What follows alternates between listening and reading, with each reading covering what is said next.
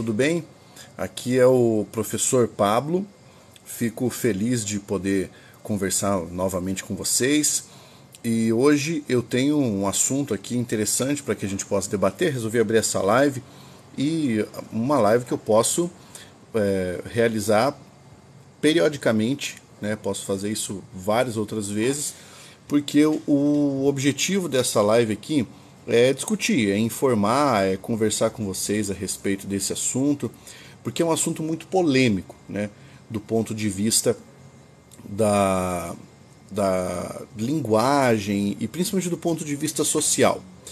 Como eu já publico há bastante tempo aqui no TikTok, nas minhas outras redes, eu resolvi então trazer aqui para vocês um bate-papo, né? Trazer aqui uma ideia de discussão sobre aquilo que as pessoas estão falando a respeito de linguagem neutra de gênero. Eu vejo muitos debates na internet sobre isso, eu vejo muita gente falando sobre esse assunto e praticamente todos os dias eu recebo mensagem de quem me segue, de quem compra os meus cursos, dos meus alunos, pedindo para que eu discorra sobre o assunto, né? Eles querem que eu fale sobre isso, que esse debate no Brasil entrou em cena há alguns anos e muita gente não consegue falar sobre isso de maneira desapaixonada, tá? Muita gente não consegue conversar sobre esse assunto de maneira desapaixonada, ou seja, elas não conseguem conversar sem fazer uma piada, sem xingar alguém e tudo mais. Como eu sou linguista, minha formação é essa, eu preciso conversar com as pessoas da maneira mais lúcida possível e principalmente sem ofender ninguém. Então, você que está acompanhando agora e na live, você pode mandar essa live, compartilhar com as outras pessoas e falar, ó, esse maluco aí vai trazer uma explicação técnica e racional sobre o que as pessoas chamam aí de linguagem neutra de gênero, né? Ele vai falar sobre esse assunto, tá? Então, vocês já podem preparar as perguntas de vocês, já podem selecionar aquilo que vocês gostariam de que eu comentasse, aquilo que vocês gostariam de que eu falasse aqui, né? Tipo, Pablo, fala sobre esse aspecto, sobre aquele outro aspecto, e aí a gente vai discutindo, porque aparece aqui o seu comentário e a gente vai batendo esse papo. Eu acho que é super interessante. Eu tenho alguns vídeos aqui no TikTok que bateram mais de 1 milhão de visualizações enquanto eu falava a respeito desse assunto. Então, vamos retomar. Bem, de onde surgiu a ideia de linguagem neutra de gênero, como isso chegou até o Brasil e como é que você precisa encarar isso, primeiro, como falante da língua portuguesa, segundo, se você for professor, tá? Então nós vamos falar sobre isso. Então aqui eu posso ter tanto pessoas que têm curiosidade para ter argumentos a respeito desse assunto, quanto pessoas que podem lecionar, né, pode ter uma preocupação em relação à ideia de lecionar e precisar de alguma maneira falar sobre isso para os alunos, tá? Então vamos conversar. Esse assunto surgiu e não foi aqui no Brasil, tá? Em outros países já houve debates a respeito da formulação de uma linguagem de natureza neutra. Por quê? Então, vamos pelo básico. Existem algumas línguas que fazem distinção de gênero das palavras, certo? Por exemplo, o português, o francês, o italiano, o russo, tá? O espanhol. Tá? São várias línguas que possuem distinção sobre o gênero das palavras. E aqui entra a nossa primeira questão para se ter em mente. Gênero de palavra é uma coisa. Gênero de pessoa é outra coisa. Tá bom? Vamos começar fazendo essa distinção porque ela é muito importante para esse nosso debate. Lembre-se de que esse debate começou a partir de uma coisa que nós chamamos de linguística popular ou linguística perceptual, certo? O que isso significa? Tá? O que isso significa? Isso significa que as pessoas que resolveram debater esse assunto não eram linguistas formados, certo? Ou não eram professores da gramática de suas línguas. Era a percepção que essas pessoas tinham da língua que elas usavam, ou que usam, certo? A mesma coisa acontece em língua portuguesa. Muita gente emite opiniões, pontos de vista, a partir da percepção que elas têm no uso da língua. O que não significa que essa seja a realidade linguística. Eu vou te dar um exemplo. Olha só para isso que eu estou mostrando, tá? Se eu perguntar para você, o que é isso? A sua resposta provavelmente será para mim um substantivo. Provavelmente você dirá, isso é uma caneta. Beleza? Isso é uma caneta. Tranquilo? Você me respondeu isso, a gente segue esse raciocínio. Eu só vou pedir para vocês uma gentileza. Deem like no vídeo para a gente conseguir falar mais e chegar a mais pessoas, tá? Compartilhem a live, deixem o like aí que isso vai me ajudando a chegar a mais gente. Muito bem. Então, quando você me fala que isso é um substantivo e é o substantivo caneta, você tem uma palavra que representa esse ente, tá? Essa entidade aqui do mundo real, tá bom? Valeu, Joase. Boa tarde, meu querido. De Roraima. Agora, existe uma diferença entre eu falar a palavra caneta e eu entrar em contato com esse ente. Se eu perguntar para você, a caneta é masculina ou feminina? Você vai me dizer, ora, Pablo, a caneta é feminina. Eu vou responder para você, não. A caneta é uma entidade do mundo real que não possui gênero. Tá? A palavra caneta não possui gênero. É diferente de eu dizer para você que a palavra que representa essa entidade possui um gênero. Beleza? Agora vamos entender outra coisa importante. Quando eu falei para você de gênero, eu quis dizer que... Fala, Júnior Soares, boa tarde, meu querido. Já vai deixando o like aí, direto de Brasília. Quando eu falo para você que a palavra caneta possui um gênero, isso significa que eu estou falando de uma coisa chamada gênero gramatical. Gênero gramatical é um item sintático que nós apenas levamos em consideração para fazer uma coisa chamada de concordância, certo? Uma harmonia gramatical dentro das sentenças. Isso existe em francês, em português, em espanhol, em alemão, em italiano, no sueco, no russo, em diversas outras línguas. Essa noção de concordância. Porque quando você fala alguma coisa, você precisa realizar aquilo que nós chamamos de concordância, certo? Dentro das sentenças. Nesse caso, é a chamada concordância nominal. Eu digo para você, a caneta é preta. Eu não posso dizer para você, o caneta é preto. Por quê? Porque a estrutura da língua portuguesa exige que nós façamos o que se chama de concordância de gênero, concordância nominal. Tá bom? Tá bom. E assim como outras línguas possuem esse mesmo fato.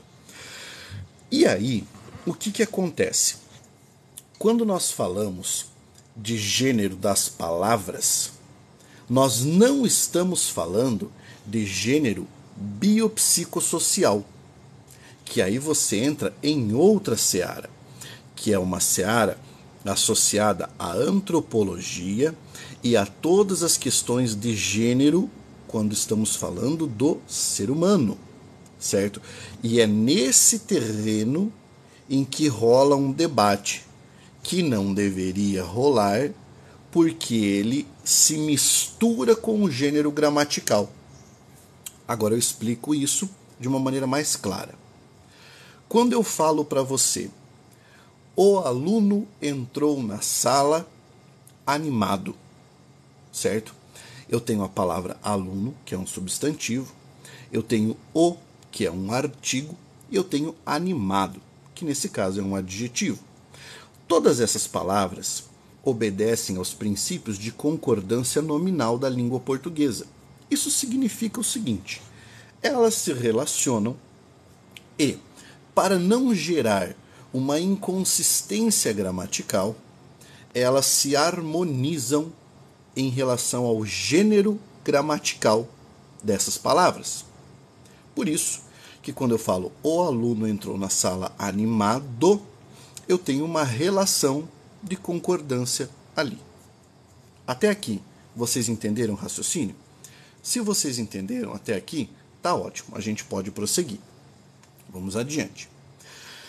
Surgiram então especulações a respeito de por que as línguas são divididas em masculino e feminino.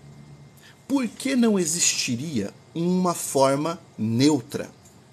Bem, aí a explicação não foi linguística. Aí a explicação foi perceptual. Como o mundo possui um histórico danado de comportamentos machistas, misóginos e tudo mais, algumas pessoas acreditaram que a cisão, a separação entre masculino e feminino ocorria por uma questão binária, certo? Por uma questão binária em relação às pessoas. Então pensavam que o mundo era organizado na língua em masculino e feminino, porque assim aconteceria com as pessoas. Aí surge o grupo das pessoas que, na discussão de gênero biopsicossocial, se identificavam como pessoas não binárias, né, que compõem aquela sigla bem longa e que cada vez mais ganha uma letra. LGBTQIAPN+. Muito bem.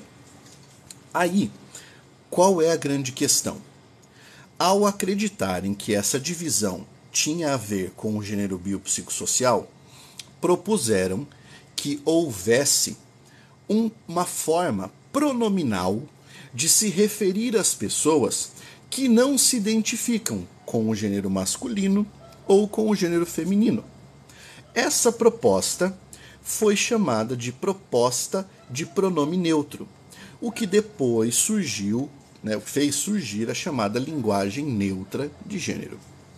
Agora, dando um salto temporal para o passado, eu digo para vocês que isso não é nenhuma novidade. Por quê? Na década de 1960, houve na Suécia uma tentativa de criação de um pronome neutro para o idioma sueco, certo? Para que eu não fale besteira, eu só vou conferir a divisão aqui.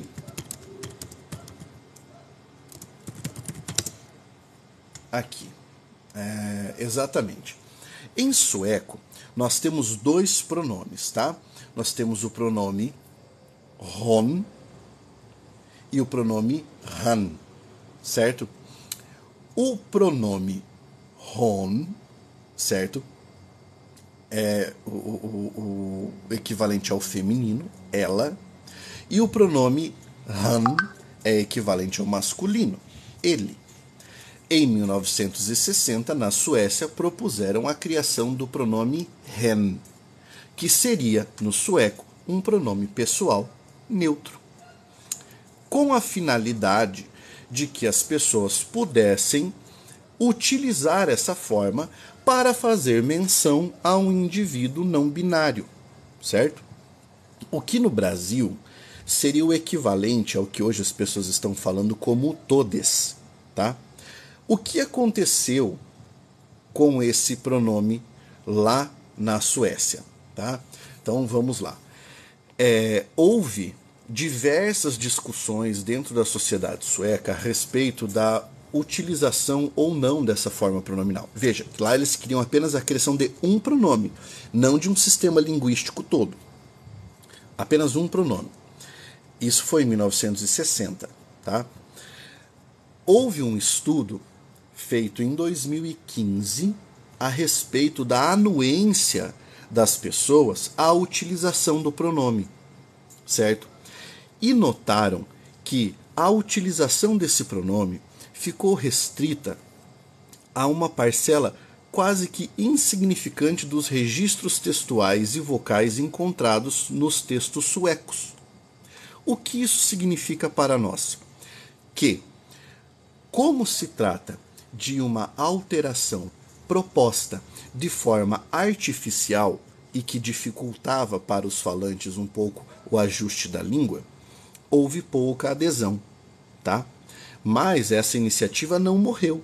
No ano de 2015, houve um dicionário sueco que, entre aspas, gramaticalizou essa palavra. Ao gramaticalizar, eles colocaram no dicionário, mas foi colocado no dicionário esse termo como um elemento variante. O que significa isso, colocar como um termo variante? Que ele não faz parte da gramática elementar, que não faz parte da gramática padrão, certo? É isso que você precisa saber. Bem, daí para frente, muitos outros países começaram um movimento para isso.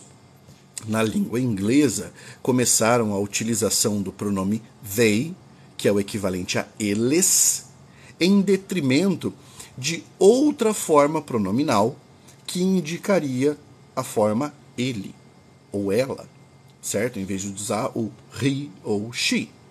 Isso também aconteceu em Portugal, isso aconteceu na Argentina, isso aconteceu em outros países de língua espanhola, certo? E foi um movimento que começou a se desdobrar pelo mundo e logo chegou ao Brasil. A primeira vez, tá, que eu lembro de ter visto algo parecido no Brasil foi a tentativa de substituição da vogal temática nos substantivos por um x ou por um arroba. Beleza. Agora, qual é a grande questão em você utilizar o x ou o arroba? Você transforma a palavra em uma palavra agramatical, porque você não consegue ler essa palavra. Eu preciso de uma vogal para formar sílaba. Se eu coloco uma consoante ou um símbolo que não possui sonoridade, como é o caso de arroba, dentro da palavra, eu desmonto a sílaba. E a partir de então, a palavra para de ser uma palavra gramatical e passa a ser uma palavra agramatical. Isso é ruim? Isso é bem ruim. Por quê? Porque se você começa a montar num sistema de línguas como o nosso, que se vale de palavras gramaticais, que possui uma estrutura que evolui há milênios, né? E ela evolui pelos processos naturais de evolução, não pelos processos artificiais de evolução. Quando você faz uma mudança artificial, você corre o risco de quebrar a estrutura da língua, por causa daquela razão de concordância, tá bem? Joia, então já estamos conseguindo chegar a algum lugar. Quando essa proposta veio para o Brasil, ela logo ganhou uma dimensão bem maior, tá? Bem maior. Pessoal que está entrando, por gentileza, vai deixando o like aí, vai compartilhando para que mais pessoas possam ter acesso a essa transmissão. E qual foi a ideia de crescer, né? Como isso cresceu para outras pessoas? Propuseram que então houvesse uma reformulação da linguagem para que a linguagem fosse ao todo neutra, o que causou espanto, estranheza e uma reação violentíssima das pessoas. Por quê? Porque elas se viram agora, assim, frente a frente com uma questão que envolve o conhecimento sobre a língua que elas falam, né? E envolve também a mudança de um paradigma linguístico, certo? Então, vamos pensar aqui sobre quais seriam os impactos de você adotar algumas dessas construções. Por exemplo, em vez de utilizar a forma aluno, a pessoa utilizasse a proposição mais contemporânea, que é mudar a vogal temática pelo e falar alune. Bem, caso você fizesse isso, você não poderia esquecer que a língua portuguesa é formada por um sistema de concordância nominal. Então, aquilo que eu falei lá no início da live, todos os artigos, todos os pronomes, todos os numerais, todos os adjetivos e todos os verbos no particípio teriam de concordar com esse substantivo. Vamos pensar em uma frase. O aluno bonito e dedicado foi aprovado no concurso. Como é que isso ficaria se a pessoa tentasse falar isso utilizando uma construção neutra? Eu precisaria inicialmente criar um artigo novo, né? Porque você só tem 2 artigos definidos na língua portuguesa, o e a. Então eu precisaria de um artigo, entre aspas, neutro. Eu precisaria criar o artigo e. Acontece que o artigo é uma categoria de inventário fechado. O que isso significa na gramática? Você não pode criar artigo. Por quê? Porque não pode. Porque a língua já evoluiu para esses artigos. Nós não temos mais os artigos do latim, por exemplo. Porque a nossa língua já evoluiu para não ter que fazer isso. Em uma outra live eu explico quais são as regras de evolução natural da língua. Então a pessoa precisaria criar o e. Então ficaria e, alune, bonite e dedicade foi aprovade no concurso.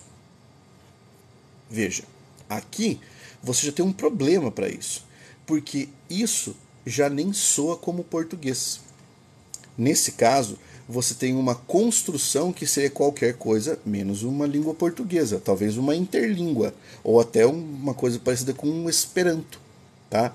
Então aqui nós temos uma questão muito problemática em relação a essa estrutura de concordância. E por isso que, do ponto de vista linguístico, essa forma já não pode se sustentar, tá? Não pode se sustentar como padrão. Tá? Eu não posso exigir, por exemplo, que a língua portuguesa padrão abrace isso. Mas, Pablo, então isso significa que nós vamos excluir as pessoas que são não binárias? Não. Por quê? Porque, como eu falei anteriormente, a língua portuguesa já possui um processo evolutivo e a língua é viva. Justamente pelo fato de ela ser viva, há muito tempo ela já inventou um dispositivo de neutralização das expressões. Olha que coisa curiosa. Eu vou explicar de onde veio esse dispositivo. Um nosso colega fez uma pergunta. A linguagem é morta? Bem, você está falando de linguagem ou de língua? Porque quando você... Linguagem é uma coisa, língua é outra. Eu acho que você quis perguntar se a língua é morta. Não, a língua é viva. A menos que seja uma língua que já morreu, como o latim, ou o grego clássico, ou o sânscrito, ou o sumério. Tá? Ela deve se adequar aos falantes ou os falantes se adequam à linguagem? Perceba, nós nascemos num sistema linguístico e primeiramente nós nos adequamos ao sistema linguístico para depois nós nos valermos do sistema linguístico e ele mudar com o tempo. Tá? Não é uma via de mão única, é uma via de mão dupla. Tá? Explicando isso, que é um conceito linguístico importante. Mas eu vou explicar esse fato de a língua ser viva e a evolução dela. A língua portuguesa, como nós a conhecemos hoje, nasceu com um romanço. Né? O romanço é uma mistura de um idioma que era falado em Roma com outra língua, ou com outras línguas. Tá? Então, nasceu do romanço do latim vulgar, que era a língua falada pelos soldados, com todas as línguas da Península Ibérica. Né? O celta, nós tivemos a língua dos povos iberos, nós tivemos uma incursão dos bárbaros e muitas outras coisas. Né? Tivemos uma influência muito grande das línguas árabes, enfim. Depois dessa evolução, o que aconteceu com o latim? O latim era uma língua que possuía 3 gêneros. No latim você tinha masculino, feminino e neutro. Então, toda vez que o indivíduo fosse se comunicar em latim, ele precisava primeiro saber se ele estava falando de pessoas ou de coisas. Por quê? Porque, para os latinos, pessoas não são coisas, e coisas são neutras, certo? Muito bem. Acontece que conforme a língua foi evoluindo, em vez de haver uma necessidade de o indivíduo gastar força cognitiva para fazer uma adequação em 3 gêneros gramaticais, a terminação do neutro era muito parecida com a terminação daquilo que nós entendíamos por masculino. Isso significa que a noção de masculino deixou de representar masculino. E na evolução das línguas, na língua portuguesa, o masculino passou a representar formas neutras. Então, na realidade, se você algum dia pegar um livro de morfologia, que é o estudo das formas da língua portuguesa, mas não um livro qualquer, um livro bom, aquele livro aprofundado de morfologia, você vai entender que não existem palavras masculinas. Existem palavras não marcadas em gênero e palavras marcadas em gênero. E só existe uma marcação de gênero no português. No português, você só marca o gênero feminino. Por quê? Para a nossa língua, que é uma língua de flexão, as palavras são ou neutras ou femininas, certo? Aqui está a explicação para aquela situação que as pessoas percebiam de forma equivocada. Quando eu entro numa sala e digo bom dia a todos, eu estou fazendo uma menção neutra. Por quê? Porque a vogal temática O em todos não é uma desinência de gênero. Ela não está marcando o gênero masculino. A vogal temática O está marcando a não ideia, aliás, ela está não marcando o gênero. Ela está deixando essa expressão genérica, certo? Está deixando expressão genérica. E é por essa razão que muitas pessoas, fazendo aquilo que eu chamei de linguística perceptual ou linguística popular, falavam equivocadamente, é claro, que português era machista, certo? Porque elas acreditavam que, então o masculino se sobrepõe. Não, ele não se sobrepõe a nada. Primeiro porque o masculino nem é masculino. O masculino é neutro em português. Isso significa que nós já temos um dispositivo dentro da nossa língua que, para nós, neutraliza as expressões. Agora, quando uma pessoa diz eu não me identifico com essa forma, isso significa ou que ela não consegue compreender essa noção de que o masculino não é masculino, é neutro na língua portuguesa, ou ela tem dificuldade de separar o que é gênero gramatical de gênero biopsicossocial. Tudo isso eu coloquei no meu livro sobre esse assunto, sobre essa discussão. Tá, agora vamos lá. Essa é uma parte, talvez uma das mais importantes da live. Tá? Entenda o seguinte. Pablo, isso significa que a pessoa não pode falar todes, não pode falar menine, não pode falar... Não, ela pode falar o que ela quiser. Ela pode falar o que ela quiser. No entanto, esse registro deve ser considerado como aquilo que a linguística chama de variação diastrática. Qual é o conceito de variação diastrática? É um registro particular da linguagem que é utilizado por determinado grupo.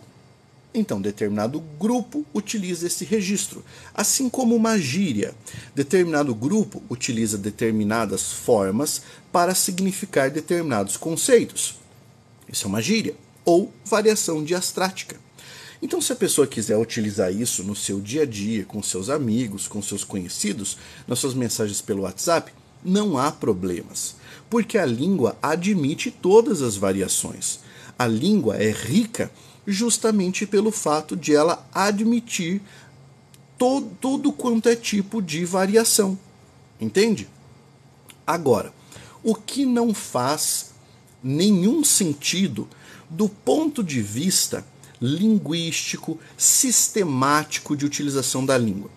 Você pegar uma língua que existe há muito tempo e que evolui naturalmente ao longo dos anos e dizer: a partir de agora é preciso criar uma categoria dentro da gramática normativa para um fenômeno que sequer foi gramaticalizado. Você sabe quanto tempo leva para gramaticalizar um elemento? Aproximadamente 150 anos. O que é gramaticalizar um elemento? É a comunidade linguística daquela base de língua começar a falar aquilo, aquela comunidade anuir aquela consonante. Não precisa anuir completamente, certo? Mas aquilo precisa ser algo natural. As pessoas precisam utilizar isso na sua comunicação cotidiana, certo? A partir disso, deve haver tantos registros para que isso seja considerado como algo natural da língua, em vez de uma corruptela ou uma variação, certo? Então, é exatamente isso que eu quero que vocês entendam. A pessoa pode falar, ela só não pode querer que isso seja gramaticalizado. Eu vou dar um exemplo, tá? Isso, William, esse tempo todo inclui a nova ortografia. Sabe por quê? Veja bem, a nova ortografia começou, o novo acordo ortográfico que nós assinamos em 2009, começou a ser desenvolvido em 1986, a partir das considerações que os gramáticos daquela época haviam percebido nas análises de corpus linguístico, tá, do português que era falado. Você viu quanto tempo? E a base já estava pronta, tá, do acordo ortográfico. Você viu quanto tempo levou de 86 a 2009 para as pessoas começarem a falar: tudo bem, nosso país vai adotar? Quer ver? Eu vou dar um exemplo. Você quer coisa mais comum no Brasil do que as pessoas utilizarem uma expressão que é gramaticalmente incorreta, mas é a expressão me dá um lápis, começar com um pronome oblíquo? Cara, isso é muito comum. Isso acontece há muitos anos. Mas até hoje, a normatização da posição do pronome oblíquo não foi alterada? Douglas, o mesmo caso do te amo. Entenda. Então, por mais que você use isso não foi normalizado, não foi gramaticalizado. Por quê? Primeiro que você tem que entender que o português não é só falado no Brasil. Isso é uma comunidade linguística de vários países que falam. Você vai a Portugal, você vai encontrar uma base gigantesca de gente que utiliza a frase começando com o verbo em vez do pronome oblíquo. Então, eu não posso gramaticalizar se isso não tivesse sido pulverizado já. Se isso já tivesse sido um movimento natural da linguagem. Entende? Então, essa é a grande questão. Mas o problema de se debater isso de forma apaixonada é que cria o que a gente chama de clivagem social. As pessoas começam a ficar de lados opostos por causa da paixão. Elas brigam por causa disso, quando elas deveriam debater isso. Onde está a raiz do problema? Onde está? A raiz do problema está no fato de que essas questões associadas à linguística perceptual, à linguística popular e ao ensino do que é gênero gramatical e gênero biopsicossocial, essas questões não são debatidas em sala de aula ou na universidade, ou, quando são debatidas, não são debatidas à luz da teoria linguística, são debatidas à luz das paixões, o que prejudica sobremaneira o conhecimento a respeito desse assunto. Então, é muito importante que nós consigamos discutir isso, primeiro, para evitar a clivagem social, para entender que, por exemplo, você fazer uma alteração dessa natureza já que você defende, por exemplo, eu preciso incluir para que as pessoas não binárias se sintam abraçadas pelo registro linguístico que nós utilizamos. É preciso entender que outras pessoas, no momento em que você fizer essa transformação, serão excluídas. Veja, dentro da própria comunidade LGBTQIAPN+, você tem pessoas, no caso, as pessoas trans, que usam com orgulho o pronome do gênero com o qual elas se identificam. E elas querem ser reconhecidas assim. A partir do momento que eu digo que é necessário neutralizar, eu acabo com a luta dessas pessoas. Eu acabo com a identificação dessas pessoas. Aí você fala, Pablo, mas se nós tivéssemos uma língua neutra, não seria muito mais fácil haver uma diminuição do preconceito? Por incrível que pareça, eu fui pesquisar isso. Está no meu livro. Tá? Ele se chama Linguagem Neutra de Gênero, um debate necessário. Você encontra em qualquer lugar, você encontra pela internet, é facinho. Eu fui pesquisar. O idioma basco, tá? O idioma basco não tem gênero. É uma língua agênero. Ela é uma língua totalmente neutra. Certo? E nós tivemos escândalos de falas e declarações misóginas e homofóbicas por várias pessoas que falam o basco. Outra matéria que eu coloquei no livro. Então, é uma inocência presumir que, por meio de uma alteração artificial da linguagem, você vai diminuir o preconceito. Ao contrário, você vai criar uma clivagem social. Porque, em vez de debater, os radicais conservadores vão brigar. E isso vai aumentar a polêmica e aumentar o preconceito. Beleza? Gente, eu fiz uma live aqui curtinha, tá? Bem simples na realidade, para que eu pudesse trazer algumas explicações para vocês. Quem quiser recortar a live e postar depois, fica à vontade, tá? É só você me marcar no post, por gentileza. Essa live fica, se eu não me engano, durante 30 dias no TikTok. Eu agradeço muito que vocês curtiram e compartilharam a live. E sigam o perfil, por favor. Eu sempre posto dicas aqui e eu gosto de conversar com vocês, tá? Em um momento oportuno eu venho aqui para falar mais sobre esses assuntos. Vocês podem me mandar perguntas ali no perfil. Eu sempre respondo, eu respondo com vídeo, para que vocês possam ter aí todas as dúvidas sanadas, né? Porque a minha missão como professor e como pesquisador é justamente essa, é sanar as dúvidas dos meus queridos alunos. Beleza? Tá? O nome do livro, deixa eu ver se eu tenho um exemplar aqui para mostrar.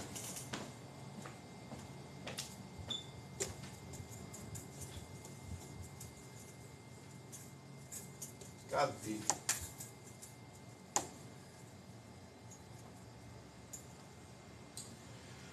Não encontrei o meu exemplar do livro aqui, mas o nome do livro é Linguagem Neutra de Gênero, um debate necessário. Tá? É mais fácil você encontrar no site da Amazon ou no... acho que pelos meus perfis consegue encontrar. Eu vou ver se eu faço um post e coloco aqui a identificação do livro. O único problema de eu fazer isso é que, como as pessoas não sabem qual é o conteúdo do livro, eu posto, a galera começa aqui, ó, bater um monte sem a gente poder conversar, né, antes. Beleza? Um grande abraço para vocês, até a próxima e força, guerreiros!